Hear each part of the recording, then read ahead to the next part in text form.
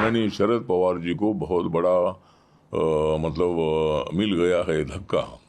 शरद पवार जी को बहुत बड़ा मिल गया है धक्का और अजीत पवार का निर्णय था पक्का। कल कुछ दिनों में बिहार में भी इसी तरह का बंड हो सकता है। बिहार में भी बगावत की स्थिति बन रही है। इस तरह का यह जो घटना हुई है सिर्फ महाराष्ट्र में नहीं, देश के अन्य हिस्सों में भी कई जगह इस तरह की बेचैनी लोगों के मन में है और इस बेचैनी का परिणाम धीरे धीरे बाकी जगह भी दिखेगा। बिहार में कुशासन स्थापित हुआ, उससे तो बड़ा स्पष्ट झलकता है कि अब नीतीश कुमार जी बिहार की राजनीति के कोई फैक्टर नहीं है। हम तो बार बार कहते रहे बिहार के बारे में, खासकर जेडीयू के बारे में, कि अभी हो या महीना भर के बाद हो, कब हो समय बाद में, लेकिन होना तो निश्चित है। आप दलों को तोड़ने का काम लीजिए, हम दिलों को जोड़ने का काम करेंगे और 2024 में इस लोकतंत्र की आत्मा को जरूर बचाएंगे। बिहार में भी बगावत की स्थिति बन रही है, क्योंकि नीतीश कुमार ने पिछले 17 साल में कभी भी विधायकों और सांसदों को कभी मिलने के लिए 1 मिनट भी समय नहीं दिया। साल साल भर लोगों को इंतजार करना पड़ता था। अब वो प्रत्येक विधायक सांसद को आधा घंटा समय दे रहे हैं। और विशेष करके जब से नीतीश कुमार ने राहुल गांधी को एक प्रकार से अगली लड़ाई के लिए नेता स्वीकार कर लिया और तेजस्वी यादव को अपना उत्तराधिकारी बना दिया, तब से जनता दल में विद्रोह की स्थिति है। कोई भी जनता दल है, उनको मालूम है कि उनका टिकट कटने वाला है। पिछले बार 17 सीट मिली थी, यानी क्या इस बार जनता दल को 17 सीट मिलेगी? और इसलिए और आज की स्थिति में 8-10 से ज़्यादा सीट मिलने की कोई गुंजाइश नहीं है। तो जो सांसद हैं उनको भी लगता है कि पता नहीं उनका भविष्य क्या होगा। फिर नीतीश कुमार के बाद जनता दलियों का कोई भविष्य नहीं है, सारे लोग अपना भविष्य अंधकार में देख रहे हैं और इसलिए एक भागदड़ की स्थिति है। वो जो सांसद है, विधायक है, दूसरे दलों से संपर्क कर रहे हैं, तो इसलिए हम लोगों ने कहा कि भागदड़ की स्थिति है। और नीतीश कुमार अगर अपना ये निर्णय वापस लेते हैं कि उत्तराधिकारी तेजस्वी यादव नहीं होगा तो एक अलग बात है, नहीं तो पार्टी टूट की स्थिति है।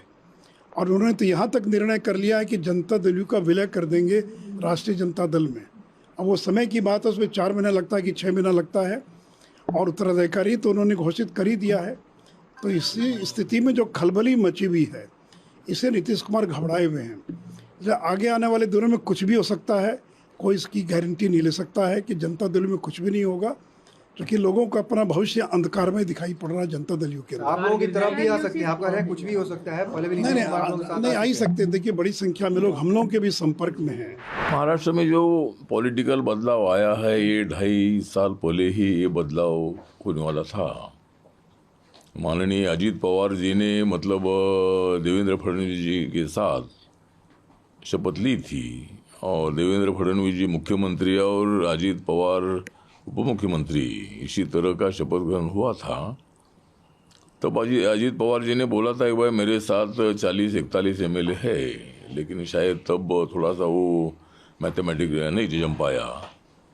और तब से अजीत पवार जी वहाँ एनसीपी में ऐसे काम कर रहे थे। जरूर उनको डिप्टी सीएम पद मिला था, लेकिन उनका कहना ये था कि भाई शिवसेना उद्धव ठाकरे के साथ जाने के बजाय बीजेपी के साथ जाने से फायदा है। नरेंद्र मोदी जी अच्छा काम कर रहे हैं, लेकिन माननीय शरद पवार जी ने उसको स्वीकारा नहीं। मैंने भी बार बार शरद पवार जी को बोला था कि आपका नेतृत्व जो है देश के विकास के लिए है, महाराष्ट्र के विकास के लिए है, और नरेंद्र मोदी जी अगर इतना अच्छा काम कर रहे हैं तो आपने एनडीए के साथ आना चाहिए। लेकिन शरद पवार जी ने माना नहीं। मैंने उनको ये भी याद कराया था कि जब वो कांग्रेस पार्टी में थे, तब कांग्रेस पार्टी छोड़कर जब उन्होंने बंद किया था, कुछ एमएलए को लेकर वो बाहर आए थे, और तब जो पुरोगामी लोकशाही दल बनाया था, और उसमें भारतीय जनता पार्टी के 2 मंत्री भी शरद पवार के मंत्रिमंडल में थे। तो इसीलिए मुझे लगता है कि राजनीति बदलती रहती है, विचार बदलते रहते हैं, और नरेंद्र मोदी जी ने सबका साथ, सबका विकास, सबका विश्वास, सबका प्रयास का नारा दे दिया था। शरद पवार जी के बारामती में एक बार माननीय नरेंद्र मोदी जी गए थे और शरद पवार जी के कामों की सराहना भी उन्होंने की थी। लेकिन शरद पवार जी कांग्रेस के चक्कर में और राज ठाकरे के चक्कर में फंस गए और माननीय शरद पवार जी को बहुत बड़ा मिल गया है धक्का। शरद पवार जी को बहुत बड़ा मिल गया है धक्का और अजीत पवार का निर्णय था पक्का। तो मतलब अजीत पवार जी ने तय किया था कि मुझे बीजेपी के साथ जाना है और अजीत पवार जी ने महाबंड किया है, बहुत बड़ा काम उन्होंने किया है और महाविकास आघाड़ी को मतलब तितर बितर करने का भी काम उन्होंने किया है। तो इसीलिए मैं अजीत पवार जी का आभार व्यक्त करता हूँ। उनके साथ आए हुए छगन भुजबल जी है और बाकी के जो सभी सीनियर जो नेता है एनसीपी के प्रफुल्ल पटेल जैसे नेता भी मतलब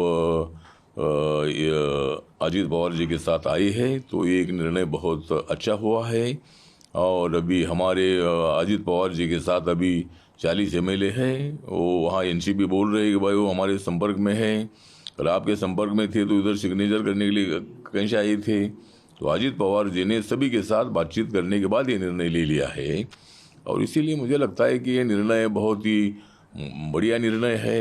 विरोधी दलों को बहुत ही मतलब धक्का देने वाला निर्णय है और इसीलिए महाराष्ट्र की राजनीति जो है ये और भी मजबूत हो गई है।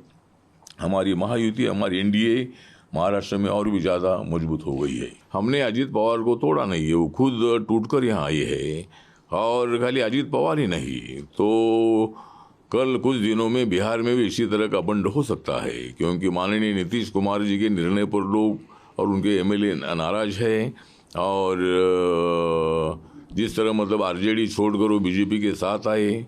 माननीय नरेंद्र मोदी जी ने बीजेपी के 77 एमएलए और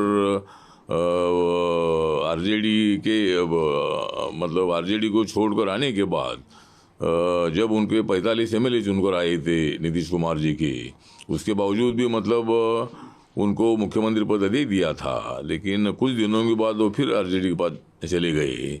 तो इसीलिए एमएलए में विधायकों में नाराजी है और बिहार में भी इसी तरह का बंड हो सकता है। उत्तर प्रदेश में भी जो जयंत चौधरी जी है जो मतलब इंडिया के साथ आ सकते हैं, वो पटना की मीटिंग में नहीं गए थे। आजकल वो अखिलेश यादव जी के साथ नाराज चल रहे हैं और वो भी मतलब हमारे साथ आ सकते हैं।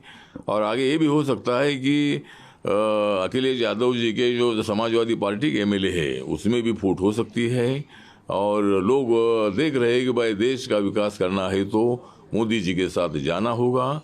इसी तरह की बहुत जगह पर बंडखोरी हो सकती है। मैंने कल भी कहा है कि जो कुछ भी महाराष्ट्र में हुआ है अननेचुरल नहीं है, बिल्कुल स्वाभाविक सी चीज़ें हैं क्योंकि जिस तरह से विपक्षी एकता के नाम पर लोग दिखावा जैसा ही एक तरह से कर रहे हैं, इसको किसी भी पार्टी का कोई भी समर्थक हो या नेता हो नहीं स्वीकार करने वाला है। यही कारण है कि वहाँ पवार साहब कुछ बोल रहे हैं लेकिन उनके लोग आज कहाँ चले गए। तो यह होना ही था जो हुआ है और इस तरह का यह जो घटना हुई है सिर्फ महाराष्ट्र में नहीं, देश के अन्य हिस्सों में भी कई जगह इस तरह की बेचैनी लोगों के मन में है और इस बेचैनी का परिणाम धीरे धीरे बाकी जगह भी दिखेगा। हमने कहा कि देश के अन्य हिस्सों में भी हो सकता है। निश्चित रूप से बिहार में तो एक तरह से नीतीश कुमार जी कोशिश बारी बारी से जो विधायकों से मिल रहे हैं, उनके अंदर की जो बेचैनी है नीतीश जी के अंदर कि कैसे चीज़ों को हम ठीक ठाक करें, उसी बेचैनी के कारण 1 to 1 लोगों से मिल रहे हैं। तो कहीं ना कहीं तो मामला बिहार में है ही।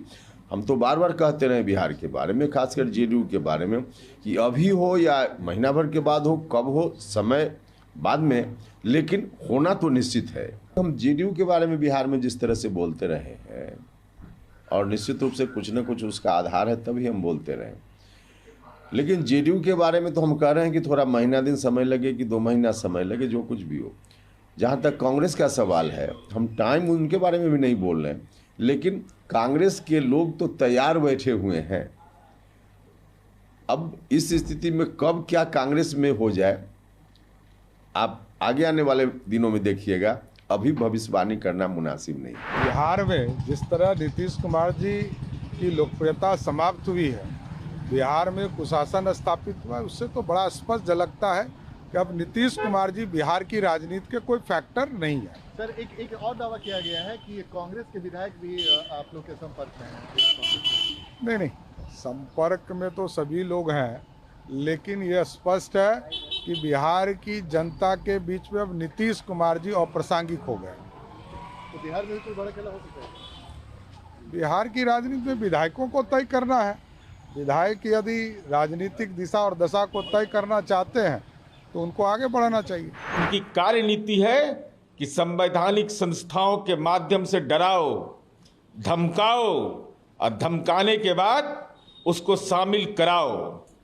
स्वाभाविक है, इनका ये राजनीति का कुत्सित प्रयोग है, लेकिन माननीय नरेंद्र मोदी और माननीय अमित शाह जी, ये बिहारियों का कलेजा है। बिहार में तो माननीय नीतीश कुमार जी ने आपकी हर चाल को समझ लिया था।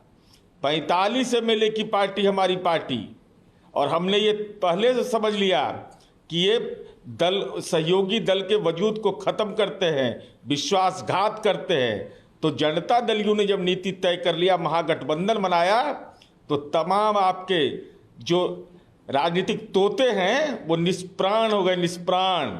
और जितनी भी ताकत आप लगा लीजिए, अरे विपक्ष की एकता की जो मुहिम शुरू हुई है आपके द्वारा कुत्सित षड्यंत्र से ये रुकने वाला नहीं है, बल्कि आप दलों को तोड़ने का काम लीजिए, हम दिलों को जोड़ने का काम करेंगे और 2024 में इस लोकतंत्र की आत्मा को जरूर बचाएंगे।